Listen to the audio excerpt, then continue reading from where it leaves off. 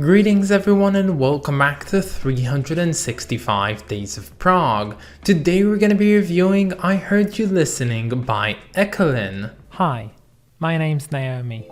I'm an avid progressive rock fan, but I'm a long ways from knowing all the prog albums out there. But this year, I'm gonna give it a try. This is 365 Days of Prog. I'm not entirely sure how you're supposed to say this band's name. It might be Echolyn as I'm saying it, or it might be Echolyn, or Echolyn, or Echolyn. I really don't know. It's one of those cases where I just didn't really bother to check because it's not a real word. At least not that I'm aware of.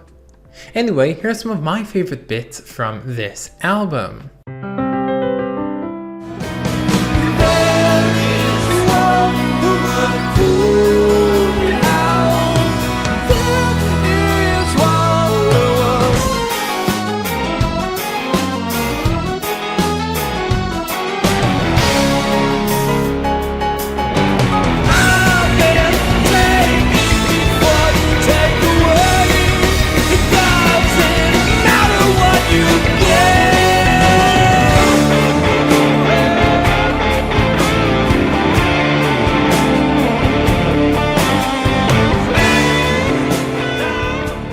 So Echolyn is one of those names which I know for a fact that I've heard several times during research in this series. I don't remember why I've heard it and under which circumstances, but something tells me that it always had to do something related with neo-prog. Now, before I go on my usual ramblings of neo-prog and how much I don't like it, I think that we should better start off by just introducing the band themselves, who are Echolyn. So Echolyn are a Pennsylvanian progressive rock group formed from the remains of a cover group called Narcissus. Its original founders are guitarist Brett Kuhl and drummer Paul Ramsey, and the band released with an array of other bandmates their first and second album in the early 90s before finally being picked up by Sony's label of Epic Records. And with this prestigious label, they were signed up to a whopping multi-album contract, which basically means that they were signed to create a lot of albums with Sony. Well, that's how it would be heard to me, and that's how it was heard for the band as well. But when in 1995 the band released their debut album with Sony called As the World, and it kind of flopped and it didn't really do that well, Sony just downright dumped the band, and it was very much odd and very much a disillusionment for the band themselves.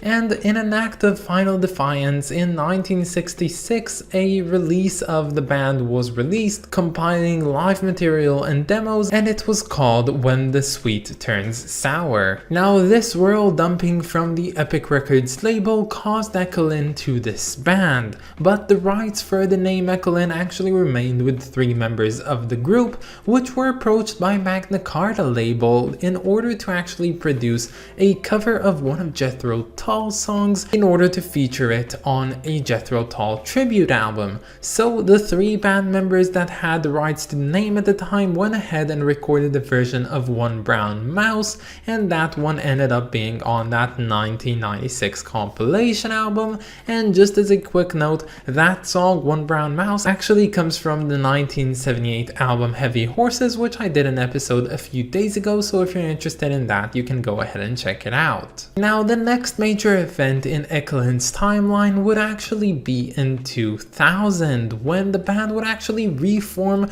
with one original member missing, and that's bassist Tom Hyatt. This lineup of the band would release two well-received comeback albums before finally in 2005 reobserving the original member Tom Hyatt and thus finalizing their original lineup once again. And in that same year they also released another album called The End Is Beautiful. And then 7 long years would pass until Echolyn would release yet another album, and finally in 2012 the band released their second eponymous album, and in 2015 they released the album that we're talking about today, which is I Heard You Listening. And this is where we get back to this video's topic, of course talking about this album, which to this point is the last album by Echolyn, and no one really knows if there is going to be another one in the near future. And note, as in the beginning of the video, I properly said that I knew that this band was associated with neo-prog, but simply doing a search on the prog archives reveals that these guys are considered to actually be symphonic prog. And well, I really didn't know what to think of what this album might sound like, so of course I did the only natural thing and I went ahead and listened to it.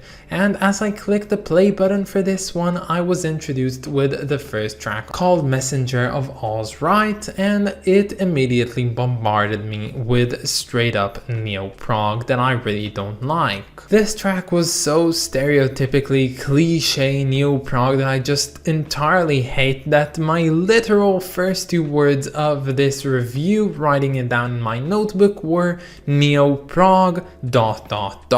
But in an act of baffling defiance, apparently this was all a masquerade, because this album is not your average neo-prog album at all, and while I might not call this symphonic prog and more put it into the category of eclectic prog, I do believe that this album had a lot to offer, and that was revealed quite immediately after the first track ended and we came into the next track, which is also my favorite from the album, called War Jazz. Now, I don't know what about you, but War Jazz is a kick-ass name. It just reveals so much about a song, and this song sounds exactly what you'd expect of a track called War Jazz to sound like.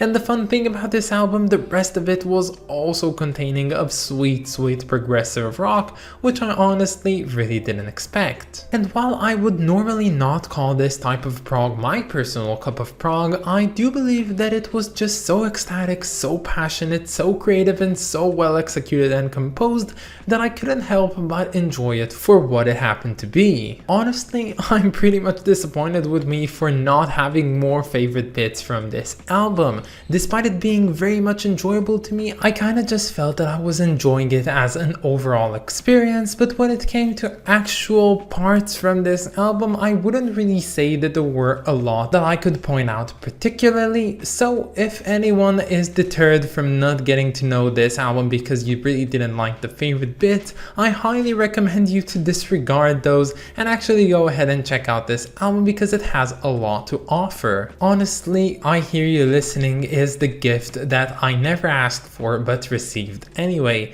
It is a very good album, and despite it in its essence not being my type of prog, I enjoyed it to its fullest, and I have a bunch of appreciation to it, and of course for the makers of it being Echolyn. So in short, I don't think that this cover is anything special at all. It seems to be a watercolor painting, but I am not entirely sure if the birds and the electrical post are actually really hand-drawn or if there's just superimposed pictures on top of a watercolor background, but honestly, I really don't care. The main point that I want to talk about in this cover is actually the graph that it features with the rest of the 8 covers that this band's albums have. You see, when Echolyn started, they had this sort of bizarre imagery on their covers which quickly transformed into more grotesque imagery, which is an interesting shift, but seeing after their short hiatus towards the 2000 year, they kind of went back and started doing things more simpler, and it all went in this trend of being calmer and more simpler until we reach this cover today, which I believe by far to be the simplest, calmest,